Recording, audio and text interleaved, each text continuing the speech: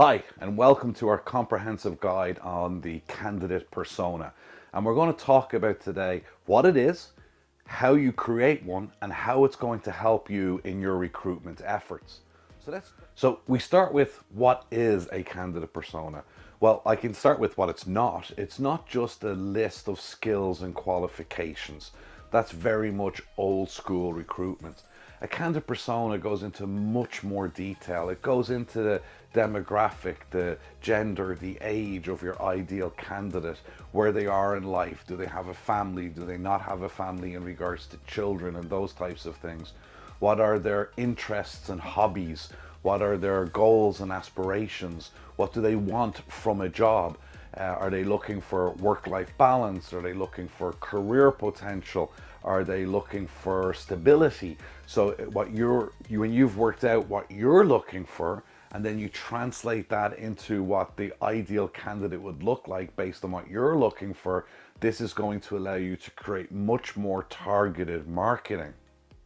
So now you know what a candidate persona is, let's start talking about how you would go about creating a candidate persona.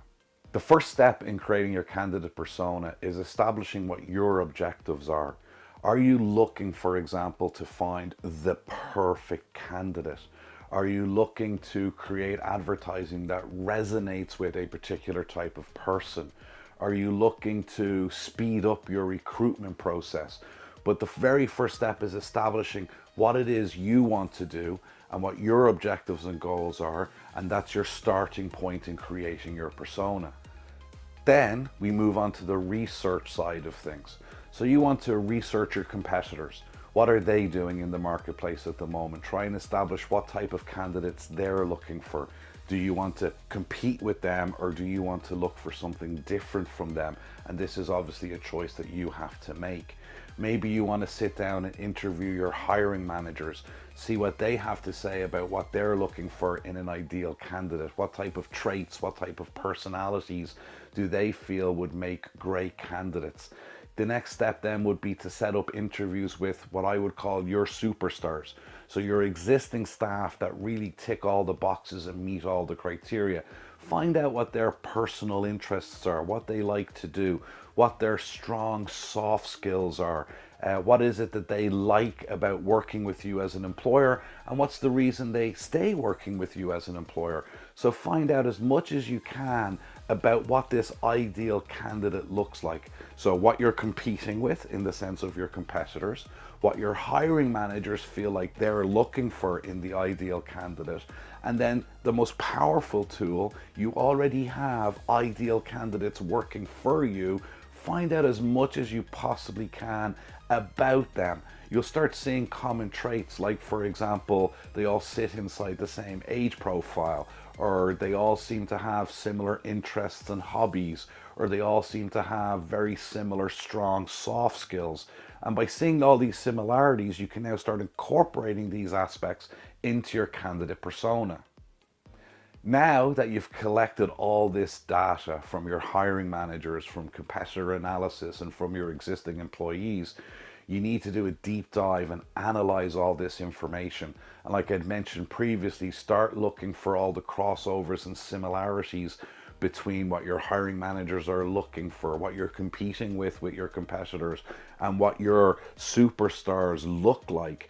And take this analysis and information, and this is critical because this information, when you analyze it down and you find all these common areas, is really the strongest possible starting point you can have to building that persona. Now, the final step before you actually start building your persona is to establish, where do your ideal candidates hang out? So on the big worldwide internet, on the web, where are they? And you now should have gained this information from speaking particularly to your existing superstars. Are they the age demographic that hangs out on Facebook, or are they the type of person that hangs out on Instagram? Are they TikTok people? Are they more professional and they tend to spend more time on LinkedIn? So you want to establish not just what they are, but now where are they? Because this piece of information is going to be critical in where you create and place your targeted marketing. Now, you've done all the analysis, you have all the data, you've established where these superstars hang out. It's time to go and actually build the persona. Now, you want to be as detailed and multifaceted as you possibly can in building this persona.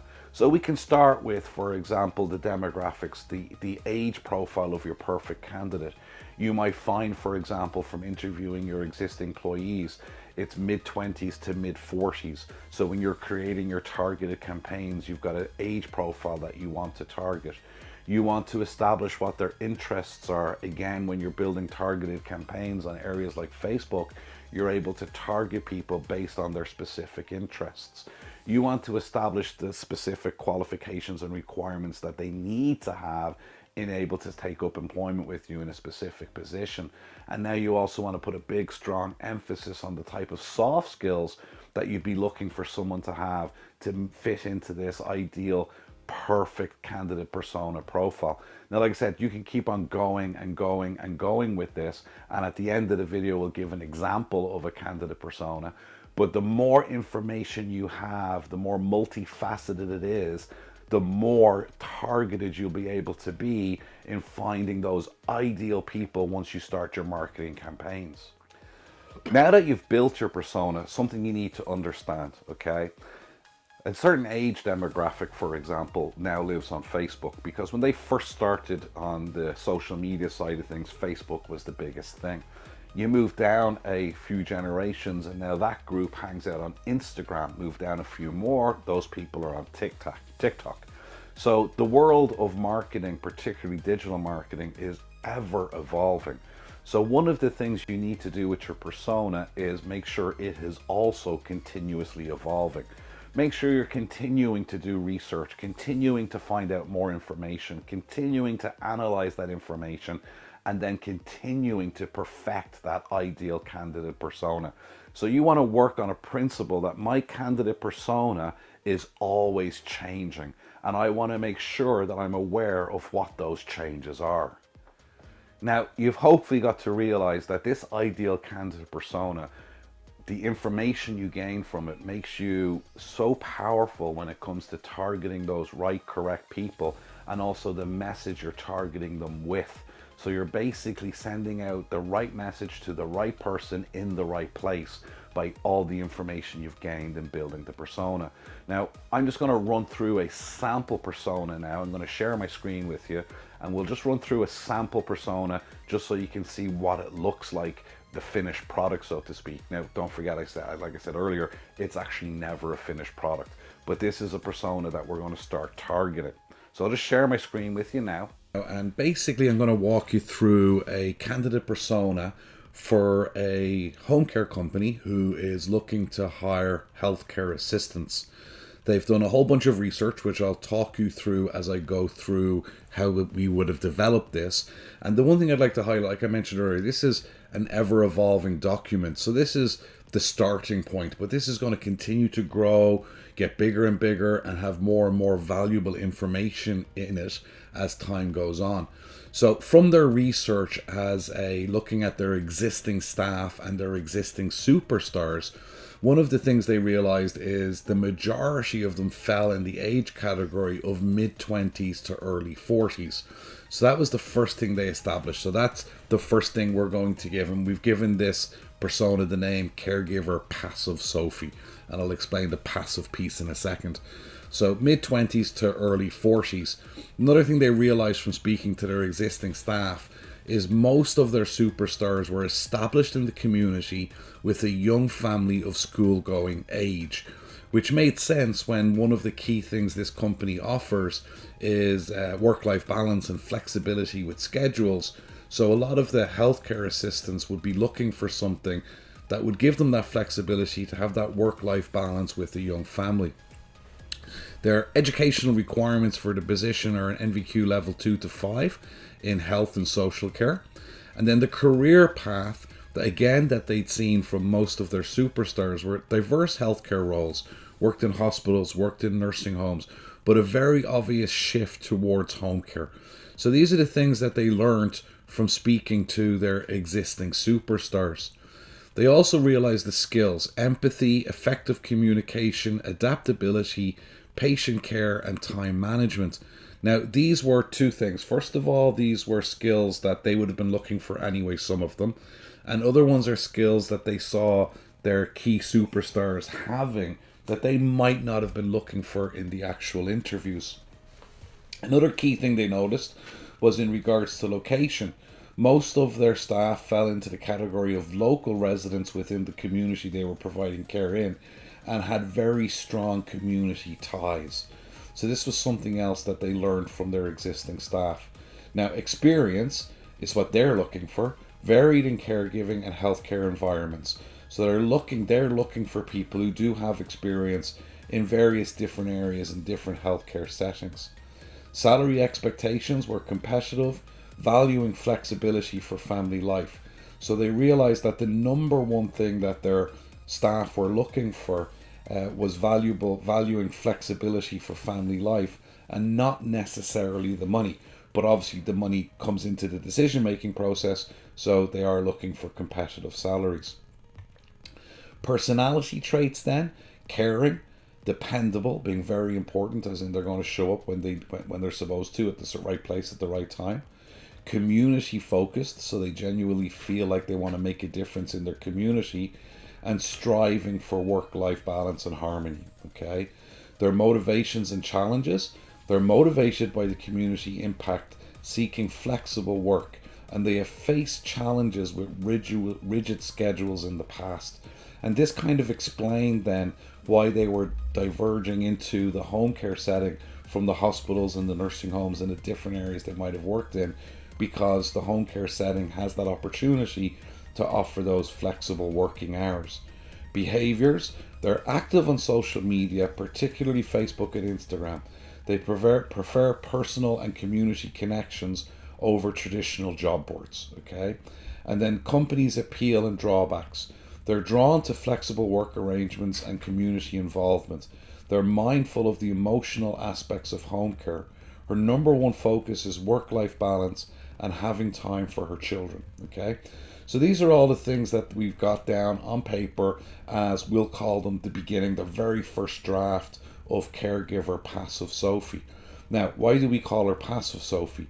Well, that's because the company is sitting and saying we want to target, based on the analysis they did of their competitors. Most of their competitors were living on job boards, Indeed, LinkedIn, career sites, company sites, and that's what they were focusing on regards to attracting their candidates. So this company has decided to step away from there and go into the pool of passive candidates, which are candidates that are not actively looking for work, normally happily employed, but would be open to the right opportunity if it came across them. So this is the bio we've then created from all the information we've put together for caregiver Sophie. She's in her mid-20s to 40s, represents a unique profile in the healthcare sector as a passive candidate. Currently, she's happily employed. She's not actively seeking a new position, but remains open to opportunities that align with her values and professional goals. She's established in her community with a young family. Sophie balances her career in health and social care with her role as a mother. As she is not actively looking for new positions, she does not engage with job boards and career sites, but is very active on social media, particularly Facebook and Instagram. Her job search is more about the right opportunity presenting itself than actively seeking a change. Now, how does this candidate persona, though, help in our marketing efforts? Well, in later videos we'll go into the Holy Trinity and how this, combined with the candidate journey, combined with your value proposition, all comes together to make the perfect marketing plans. But just working standalone as a candidate persona, well, we already know from this that we're looking at potentially advertising more on the areas of Facebook and Instagram. So we definitely want to be targeting these areas, Facebook and Instagram, with our marketing. We know that Sophie, we know her age group, so she's in her mid-20s to 40s, which also makes sense. In the 20s to, let's say, 30s, they would focus on Instagram, and going up then from the 30s into the 40s, you'd be focusing on Facebook. So basically, from doing this persona, we have found out where we want to be, because we want to be where Sophie is, where she's active on Facebook and Instagram. We also know that one of her main areas is her career in health and social care with her role as a mother. So Sophie wants to balance these two things, okay? So when we're building our message that we want to target Sophie with on Facebook and Instagram, we really want to focus our message here on work-life balance, on the fact that we offer flexible contracts. This particular employer offers flexible but set hours, so Sophie will have consistency in income, but she'll know the hours she's working. They're part-time hours, and they meet with what she's looking for with a role to be able to work and also be a full-time mother. So we know the message that we want to be able to put out. We know where we want to put it out to. Now, we've also learned again from speaking to our existing staff that the majority of our superstars are female, hence the name Sophie. We know the age category that we're targeting. We know where we're targeting our messaging, and we have a very good idea of what the message is that we want to be putting out there in our marketing. Now, as this candidate persona evolves over the coming months, we're going to learn more and more and more about caregiver passive Sophie. We're going to learn more about platforms she engages with, forums that she might be on. We're going to learn more about areas in the community where she might have ties and what she'd be doing in those types of areas. We're going to learn more about her motivation and her commitment to work based on her interest in making a difference within her own community. And as we compile all this information, it is then going to expand her bio, which one day could turn out to be a 2 or 3 page bio that will give us incredibly valuable information as to where, what, and the message we want to be putting out there, and the type of person that it is we're trying to target. But even with this very simple process, that in creating this example, I probably spent 20 minutes doing it, I'm able to see an age category, I'm able to see the message that I want to be sending out, and I'm able to see where I want to be sending that message out to. I'm also able to sit there and, based on my competitive analysis, say that I'll be living in a market of candidates that my competitors aren't actually that active in, so I have a whole pool of candidates almost to myself. And you can go into a lot more detail here in a lot of different areas, because the more information you have, the more powerful your persona is going to be in the content you create, the message within the content, and then also where the content sits. Looking forward to talking to y'all soon.